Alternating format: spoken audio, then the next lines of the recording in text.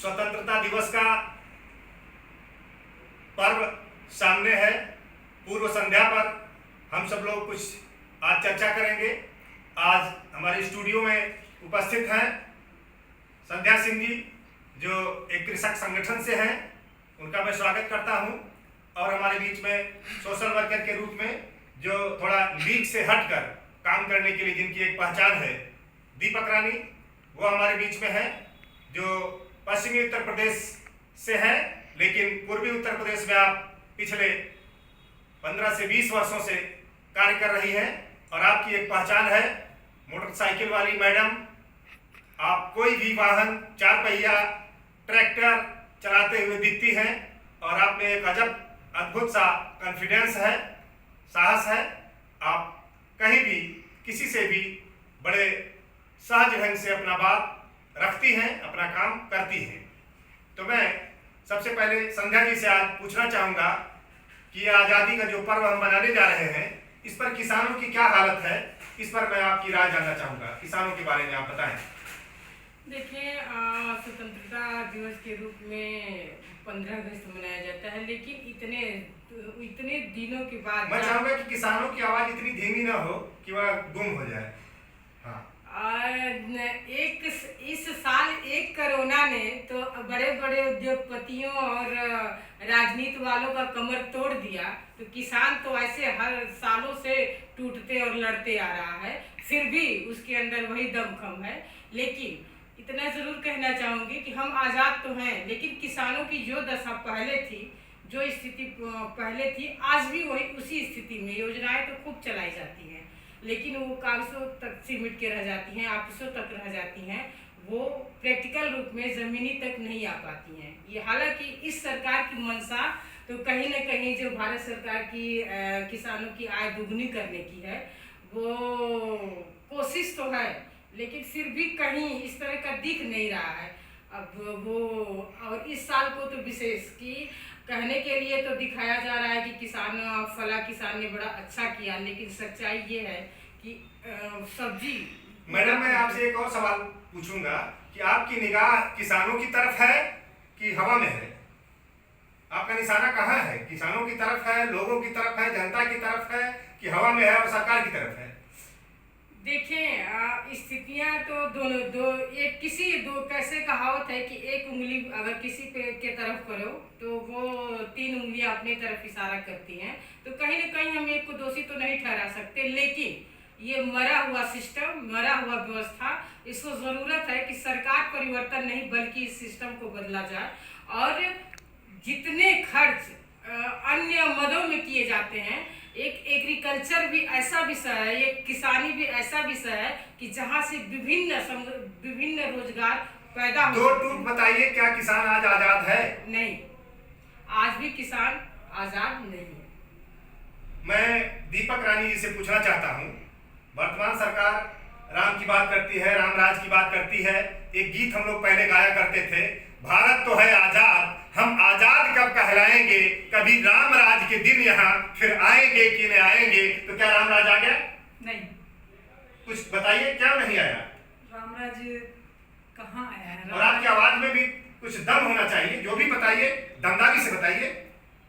लेकिन सरकार तो चाह रही कि रामराज आए, उन्होंने मंदिर का निर्माण करके लगा कि रामराज आ गया है, लेकिन ऐसा कुछ नहीं है। रामराज आने से कुछ ऐसा समाज, क्या मंदिर से भ्रष्टाचार रुक जाएगा?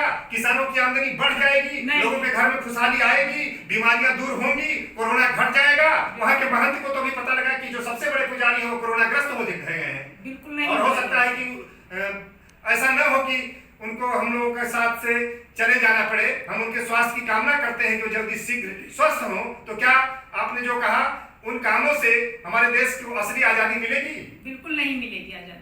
और आपने संजोग से नाम ले लिया मुख्य महंत का, तो सबसे बड़ी दुखद कहा जाए या मतलब आश्चर्यजनक कि उनके साथ हमारे मोदी जी प्रधान सेवक, हमारे प्रधानमंत्री जी साथ में भी रहे हैं। तो उनकी भी स्वास्थ्य की कामना, और कहीं अगर सच में कोरोना है तो जो मुख्य नायक है वही न कोरोना। आपने कहा अगर सच में कोरोना है तो क्या आप परोक्ष रूप से ये सवाल उठाना चाहती हैं और ये कहना चाहती हैं कि कोरोना सच में है या नहीं है, ये एक सवाल है। बिल्कुल सच में ये तो कहना ही होगा, क्योंकि आज भी जो श्रमिक हैं, जो मेहनत कर रहे हैं, जो प्रकृति से जुड़े हुए हैं, उन्हें कोरोना नहीं है, बल्कि जांच में कोरोना आ रहे हैं। और 2 दिन बाद एक जांच में कोरोना आता है और जस्ट ठीक बीच में अगर नई तकनीकी विकसित हुई है एक कोरोना की, जब वो जांच होता है तो कोरोना निगेटिव आता है, तो क्या कहा जाए कि चलिए, आपकी बात का मतलब यह है कि कोरोना की निगेटिविटी और पॉजिटिविटी पल पल में बदलती है। कभी भी जो लोग सक्षम हैं, जिनकी इम्यूनिटी ठीक है, उनके अंदर अगर कोरोना का संक्रमण है भी तो उससे प्रभावित नहीं होते हैं। जो बीमार हैं, कमजोर हैं, उनके लिए ज्यादा खतरा है। बात अपनी जगह ठीक है। मैं आपसे, आप दोनों लोगों से संयुक्त रूप से सवाल पूछना चाहता हूं कि क्या स्वतंत्रता दिवस पर नारी की स्वतंत्रता का कोई लक्षण हमारे देश में दिख रहा है? और सभी लोग कहते हैं कि हम नारी को आगे लाना चाहते हैं। आज हमारे देश में प्रधानमंत्री, मुख्यमंत्री, डीएम, सीएम, पीएम, कितनी महिलाएं हैं हमारे देश में डीएम सारे पदों पर? डीएम और प्रधानमंत्री की तो बात अलग है, क्योंकि जिसके अंदर कुवत होगा वो वहां तक पहुंच सकता है। लेकिन आप कहें कि क्या नारी आजाद है, तो ये कथनी है। लोग मंचों से भाषण तो देते हैं, न तो राजनीति में दिखता है और न तो विभागीय पदों पे दिखाई देता है, बड़े पदों पे ये वो किन संघर्षों से पहुंचती हैं, फिर भी कहीं न कहीं स्वतंत्रता की बात नहीं। आपने कहा कुबत से लोग आते हैं, तो आज महिला आईएएस लोगों की भी संख्या पर्याप्त है। अगर सरकार की मंशा हो तो उनको एक अच्छा प्रतिनिधित्व दे सकती है। इस बात से शायद आप सहमत होंगी।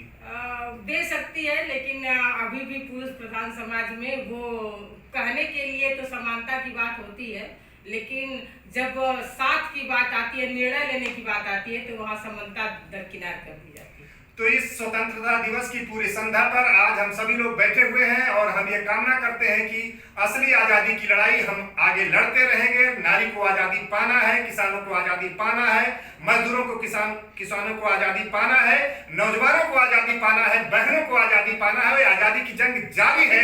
गरीबी के खिलाफ आजादी, अशिक्षा के खिलाफ आजादी और बीमारी के खिलाफ आजादी। ये आजादी के सारे जंग हमको लड़ने होंगे, आगे बढ़ने होंगे। और अभी वह दिन बाकी है जिस दिन नारी, जो हमारी माता है, जो हमारी सबसे बड़ी रक्षक है, उसके हाथों में अभी बहुत सारी चीजों की बागडोर आनी है। और जिस दिन वह बागडोर उनके हाथों में होगी, हम उम्मीद करते हैं कि पुरुषों से कहीं बेहतर उनका अपना प्रयास होगा, हम सफल होंगे, हमको कामयाबी मिलेगी।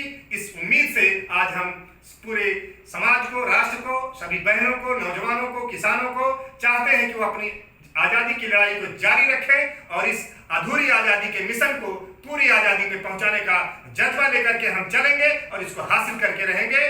इसमें कोई शक नहीं है, वो दिन दूर नहीं है जब हम अपनी आजादी को लेकर रहेंगे। और आजादी कुर्बानी मांगती है, आजादी के लिए लड़ना पड़ता है, बिना लड़े आजादी नहीं मिलती है। तो आज उस जंगे आजादी, असली आजादी की जंग, और सबसे बड़ी मैं बात कहना चाहता हूं कि मानसिक गुलामी से आजादी की जंग हमको जीतना होगा। आज हम सभी कहीं न कहीं किसी न किसी रूप में मानसिक गुलामी से ग्रस्त हैं और हमारा जो तंत्र है, हमारी जो व्यवस्था है, वह हमको कहीं न कहीं भेदभाव बांटने में, ऊंच नीच बनाने में, हमको जिस ढंग से हम मिलकर के आगे बढ़ सकते हैं, एक खुशहाल एकीकरण स्थापित कर सकते हैं, राष्ट्रीय एकता की स्थापना कर सकते हैं और भारत का नाम पूरी दुनिया में उजागर कर सकते हैं, उन समतावादी महापुरुषों को कहीं न कहीं पीछे ढकेला गया है, उनकी चर्चाएं नहीं की जाती हैं और सरकार जानबूझ करके ऐसे मुद्दे सामने ला करके रख देती है जिसमें हमारे लोग उलझ करके अपनी असली मुद्दों को भूल जाते हैं और हमें आजादी के लिए जो कुछ करना है, जो हासिल करना है, वो हमें नहीं मिल पाता। इसीलिए किसी ने कहा है कि भगत सिंह मत लेना काया फिर से भारतवासी की, भगत सिंह मत लेना काया फिर से भारतवासी की, और देशभक्ति के लिए मिलेगी सजा आज भी फांसी की, देशभक्ति के लिए मिलेगी सजा आज भी फांसी की। लेकिन इसके साथ ही मैं आपका आह्वान करना चाहता हूं कि हम एक दिन कामयाब होंगे और मैं ये बात कह करके अपनी बात पूरी करूंगा कि सेनानी करो प्रयाण अभय, भावी इतिहास तुम्हारा है, ये नखत अमा के बुझते हैं, सारा आकाश तुम्हारा है, सारा आकाश तुम्हारा है। और हम आजादी लेकर रहेंगे, आजादी हमारा जन्मसिद्ध अधिकार है आज़ादी हमारा जन्म सिद्ध अधिकार है, उसको हम लेकर रहेंगे। लेकिन जो हमारी पिछली आज़ादी की लड़ाई थी वह अंग्रेजों से मुक्ति पाने की लड़ाई थी। लेकिन अंग्रेजों के जो दास थे, सामंत और यहाँ के बड़े बड़े लोग, तथाकथित बड़े लोग, उनके जो गुलाम थे, जिनको हम शूद्र कहते थे, द्रविड़ कहते थे, पिछड़ा कहते थे, अनुसूचित कहते थे, तरह तरह के नाम देते थे, कभी और भी कई नाम थे। उनकी आज़ादी के लिए, उस आज़ादी में क्या व्यवस्था थी, उसका रिजल्ट 70 साल से हम देखते चले आ रहे हैं। और अभी भी हमको वो आज़ादी का वो मुकाम, वो मंजिल जहाँ की तहाँ दिख रही है। हमको इस बारे में गंभीरता से सोचना होगा। आज भी हम समाज में जब समाज की बात करते हैं तो नारी नदारत होती है, दलित नदारत होता है। ये अच्छी बात नहीं है। चाहे वो राम जन्मभूमि का मसला हो, चाहे और भी देश के जो मुद्दे हों, हमें नहीं दिखाई देता कि हमारे समाज के सभी लोगों का प्रतिनिधित्व दिखाई दे रहा है। ये असली लोकतंत्र के मुंह पर काला धब्बा है, तमाचा है, और इसको कौन दूर करेगा? इसके लिए हमको आगे आना होगा, आपको आगे आना होगा, नारी को आना होगा, युवाओं को आना होगा, दलितों को आना होगा और सभी को आना होगा। खासतौर से युवाओं से मैं उम्मीद करता हूं कि हमारा जो यंगर जनरेशन है वह इस देश को समतावादी रास्ते पर ले चल करके इसके झंडे को बुलंद करेगा, जो पूरी दुनिया में सम्मान पाएगा।